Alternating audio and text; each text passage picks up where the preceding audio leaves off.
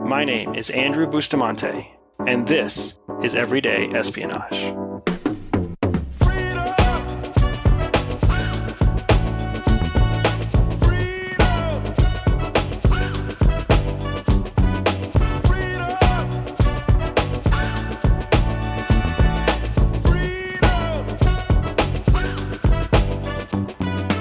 So, Jihi, the other day, I was on the phone with your dad. You were on the phone. We were on... Speakerphone. That's the way to do it with in-laws. Because there's no confusion. No, lots of witnesses. So we're on the phone with your dad, and I'm telling him about how I have to go back up to Pennsylvania to pick up our 32-foot Winnebago, the RV that we launched Everyday Spy with 2 years ago. Yeah, that's right. Yeah. And I have to bring it back to Florida for some maintenance and so that we can enjoy it over the winter, because winter season is prime camping season in Florida. And in that conversation, I told him that I was planning to go alone, but that I would be excited. I would welcome the chance for him to come with me and be part of that trip back to Florida. And I had told you I was going to invite him before I invited him. And we both know that your dad has a habit. How can I put his habit nicely? It's like the polite yes that really means no. Yes, it's like a polite yes that really means no. Yeah. And I knew he was going to throw me a polite yes, but I was worried, like, what if his polite yes is really an actual yes? And I don't know the difference between the polite yes and the actual yes. So when he threw me that polite yes on speakerphone with you, I immediately pushed back and I was like, just wait, think about it for a couple of days, and then get back to me. And then he didn't get back to me. Right. So fast forward now about 4 weeks to yesterday. We're on the call with him again. And what happened? We're on the call with my mom, and she says, we were making plans for Halloween. She said, well, Dad's not going to be there. He's going to be with Andy. And we look at each other and, oh, really? And she said, yeah, we were on that phone call together, remember? He said yes. We were like, but we never received a confirmation. We said, please think about it and text us, and it never happened. And I'm telling you, like, I've already gone on to plan the whole trip. Yes. And it's not going to be a comfortable trip. It's not a trip built for a 70-year-old man. Early 70s. It's not a trip built for a 70-year-old man, kind of, doing a dead reckoning, hardcore drive from Pennsylvania to Florida with 2 or 3 stops, sleeping in the cold. Like, it's not going to be comfortable for him. And when we were on speaker with your mom, your dad called me as the speaker conversation was going on to tell me, oh yeah, I'm so excited to be there. And it was really heartbreaking to find a way to basically uninvite your dad, my dad, our dad. But I feel like it's so important to tell this story. The polite yes that really means no, and the confusion that comes from not knowing if it's a yes or a no, when we talk about something known as language precision or word specificity. And I know this is something that's near and dear to your heart, so I'm going to let you take it from there.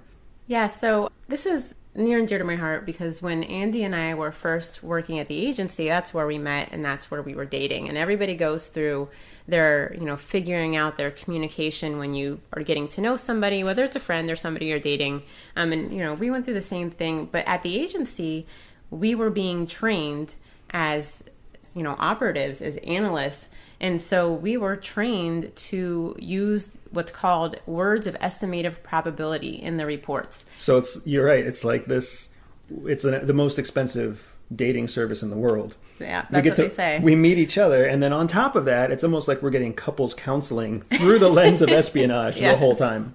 Yeah, you're being trained to form professional assessments. Yeah, assessments. And then build relationships that have a purpose and, and be able to carry out activities with nobody knowing about them. Right. So because we're spending all this time being trained day to day to write operational reports, to write analytical reports. Raw intelligence. Right. And in intelligence, there is no room for ambiguity in your language. There's no room for the polite yes. Right. There's no room for polite. There's no room for, softening a blow. Like, your language needs to be concise and clear in every single report because lives depend on it. And I'm sorry to interrupt, but I find it so interesting what you're saying because the reason we were being trained in that language wasn't because we were expected only to communicate out in that language. We were also being trained how to interpret information coming in. And this is where I feel like untrained people, or where most people have their grief in relationship communication, is that we tell ourselves, I am communicating clearly. I am telling you exactly what I think, exactly what I feel, exactly what I want to have change. We feel like we are doing that very directly. But the truth is, communication is two ways. It's the transmission of information, and you can do that as clearly as possible, but if you're using words that are not clear to the person receiving the information, then it's just as bad as if you never used the right words in the first place. So we're learning this language that you're talking about because we need to write in that language, and we need to understand what we're reading when other people communicate with us using the same terminology. Right. So at the agency, if we read a report that said, something was uncertain or something had, a certain level of probability, then we all used the same words, the same language. So we knew, was that a 30% chance, a 40% chance, a 70% chance? This is likely. This is unlikely. Exactly. This is not likely. With high confidence, with low confidence. We had a number that we could use to quantify that terminology, and we knew to communicate in that terminology when we're speaking to others and when others are speaking to us. Right. So we learn all these skills at the agency, and it makes us very aware in our relationship when we're communicating with each other. Now, that's not to say that we have perfect communication. I have perfect communication. Even, I don't know about you. Even 13 years later. And, of course, when arguments happen, especially with somebody that you're very close to and emotions become heightened, you go right back to all of your generalities. Instead of using specific words, saying, I feel very angry because I'm hungry and I'm very disappointed that I didn't get the latte that you promised me this morning. That's exactly what happened 2 days ago. Yes. Instead, that comes out as, you're such a jerk. Yes. Talk to me later. Yes. Right. And then I push to try to understand more, and it just turns into more anger, and then I start to infer, well, I must have done something wrong. Is my breath bad? Did I... Then there's guessing. Yes. And, what exactly does she mean? That's so true. So I think this is really interesting because what you're talking about is word specificity, the idea of having a responsibility to pick the right words, the specific words that you're using when you communicate, and understanding that when you hear someone else trying to use precise words, trying to use specific words, you need to understand how they define those words. And as parents, as a married couple, I find that that's super useful. I've also seen it really play out in the business sense with Everyday Spy, with our corporate lives prior to Everyday Spy and after we left the agency. There is... Our culture, American culture, is great in so many ways. But one of the ways where we are suffering is that we don't have consistent language. We have this idea of tact. And I've gone toe-to-toe with really professional people, people of faith, people of high education, toe-to-toe on this argument of tact, because I am not a big fan of tact. Because all tact does is muddy the water. And I think I've told you the story, maybe even told people on the podcast this story about my mom making steak that tasted like fish, and everybody else told her it tasted fine, and I said it tasted like fish. That's the person I am. It was very clear to my mom what it tasted like, but it didn't make her feel very good. And when you talk about our emotions in an argument, our emotions take the front seat, and the thing that suffers when our emotions drive is information. Because now emotions are driving. All the information is still there. You knew that you were upset about the latte. You knew that you were hungry. You knew that you were tired. You knew that the baby had done whatever she had done that morning and Sina woke up too early. You knew everything. But the emotion kept you from being able to precisely and succinctly get it out. And then the emotions that came up for me prevented me from even being able to reflect on the fact that, oh, you know what? She's probably hungry, and the baby did this to her, and Sina woke up early. So it just took everything apart. But one of the things that Andy does really great that has helped us over time is that he is a great question asker. So even when emotions are running high, I know that he can dig and dig and dig, and I will eventually come up with the precise words to explain the root of my emotion. You can give me credit for that, but that's the agency. That's them teaching us how to use questions. And I'm not telling anybody that this is a pretty scenario when it happens. There's still, emotions are running high. You know what that looks like. But it does get to the root of what's really going on. And that's with anything, whether it's an argument or a big decision that you're making. I mean, why? A work project. Right, a work project. Why do you want to buy that car? Why do you feel like going to get ice cream right now? Why are you voting for whoever you're voting for? Mm-hmm. If you dig, you can come up with the precise words that explain why you're really doing something. And I find, I love that we're making fun of our own relationship. But the truth is, the techniques that you and I use against each other, did that sound right? The techniques that you and I use against each other? That's probably pretty accurate, though, word precision. That's true. That's very, very precise language there, Andy. Well done. But the techniques that we are employing are the same techniques that we have applied professionally in foreign languages, in foreign cultures, where we're working through a interpreter. Mm-hmm. It's just so powerful when you realize that no matter what the language, no matter what the education level, no matter what the accent, the world experience, you have to be able to get your point across, and you have to be able to understand the point that the other person is trying to make. And the closer you get to honing in on specific, precise language, the better confidence you have, to use our estimative tool that we got from the agency, the higher confidence you have that you are understanding and transmitting accurately. Now, one of the places that I think this is really relevant is where I see it in marketing. Mm-hmm. The other day, I was with a good friend at CVS, and we used to work for CVS. I still shop at CVS when I have to. But we're sitting there, and we're waiting for a prescription to be filled. And standing there in the middle of the aisle is this brand new, really shiny, really well lit, like a promotions table that was all herbal supplements. Mm. And the herbal supplements had this giant sign on them, and the sign said something like, let me see if I can get it right. It said, "Proven herbal supplements that may help you." In bright, shiny letters, huge, like with all the bells and whistles and all the really beautiful, herbal supplements wrapped around this table display. And I remember looking at that and thinking what everybody else probably thinks when they see that. I see the first word, proven, herbal supplements. And I see the last two words, help you. And in my mind, I'm like, oh, these herbal supplements are going to help me. And it's proven. And then I stop and I take a second, thank you, agency, and I think to myself, what's the rest of the sentence say? And right there in the middle of the sentence, it says may. Mm-hmm. And really, that's the important word. From a marketer's perspective, what they're trying to do is the opposite of what you and I do naturally in an argument. Mm-hmm. In an argument, you and I get emotional and then try to talk.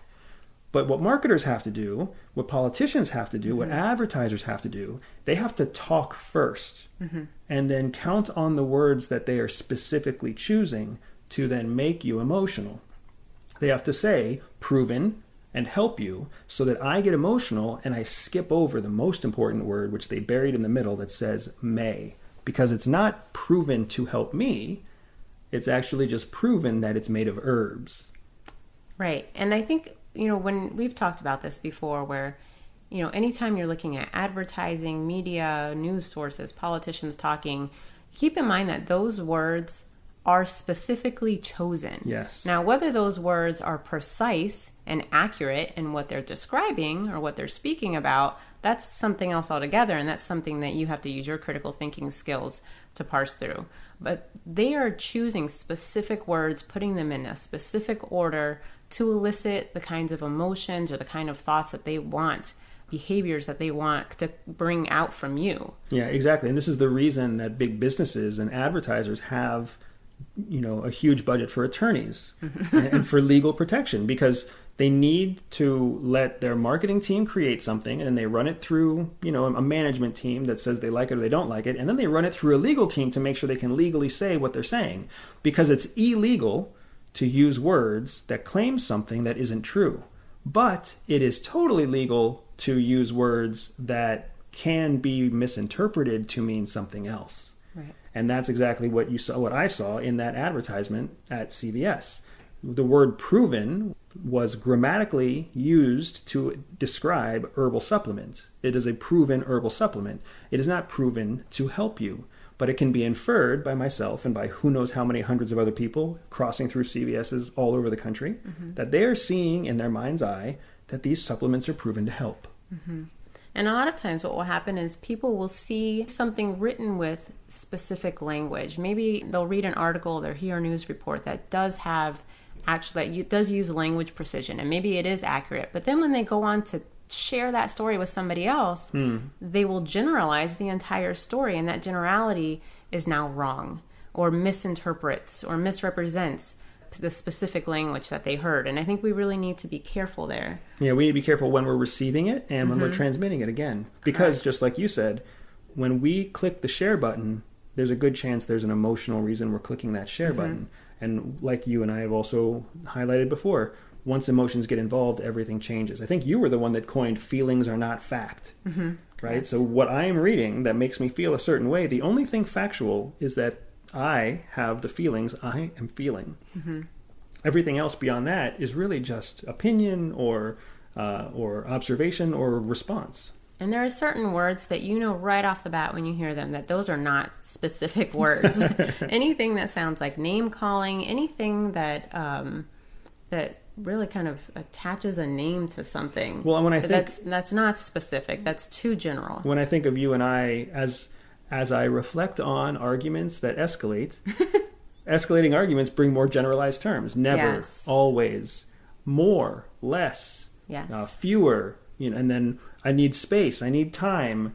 You don't listen, you don't hear. How can you not see this? Like, these are all generalities. And I feel like, it takes 5 minutes of watching a 24-hour news station. Oh, if yeah. you watch anything that's on 24-hour news, you will see people using terms that you and I use when we argue all the time. Are you seeing this? Did you hear this, folks? Can you believe what you're seeing right now? Oh my gosh, there's nothing specific about what you're saying. There's nothing precise about what you are trying to communicate. Let me tell you a not so pleasant way to de-escalate an argument is if your partner says, you always do this, and you say, tell me exactly how many times, and then you have to think back, and you're like, okay, well, maybe you did it once last week. That's a true de-escalation right there, because suddenly... When I use that on you, it doesn't always go well. I'm not saying it goes well, but it is a de-escalation, does because pause the argument. It pauses the argument. It makes you stop and think, what is the scenario that I'm actually talking about? Maybe it feels like always because I happen to have heightened emotions right now. But in reality, it was one time last week that something happened, and then we can talk about that one specific instance. And that's really interesting, because I like what you're saying in a funny way is that we can interrupt the emotion. Yes. You can interrupt the emotional hijacking that happens, whether it's happening at work, whether it's happening in the bedroom or the boardroom, wherever you're arguing. When you insert a question that demands a specific answer, when did I say that? When did that email come in? When did the client ask for that request? And I've seen this play out. I don't know how many times. It forces everybody to know they can't move on with the conversation until they have a specific answer. That can be frustrating, it can be irritating, it can be annoying, but it brings that precise language back into the equation. And if someone doesn't remember, or if they don't have the answer, or if they can't find it right away, it changes the course of the question. Now all of a sudden, the boardroom meeting that was about to tank because the sales team and the customer service team were yelling at each other about what the client said they expected, that whole argument goes away, because now people are on the same side looking for, what did the client expect? What did we promise the client? Exactly. And now that destructive argument can become a constructive conversation. Right. I mean, a lot of these things, just, by putting some critical thinking into the words that are coming out of your mouth, or the words that are being received by your ears, and then asking questions. I think asking questions is so key to really clarifying things that you hear from other people. And not just the question. It's not just asking a question. It's asking a question using the same practice of specific words and precise language. Yes. Tell me when that happened. Tell me what date. Did you receive a phone call? Was it communicated via social media?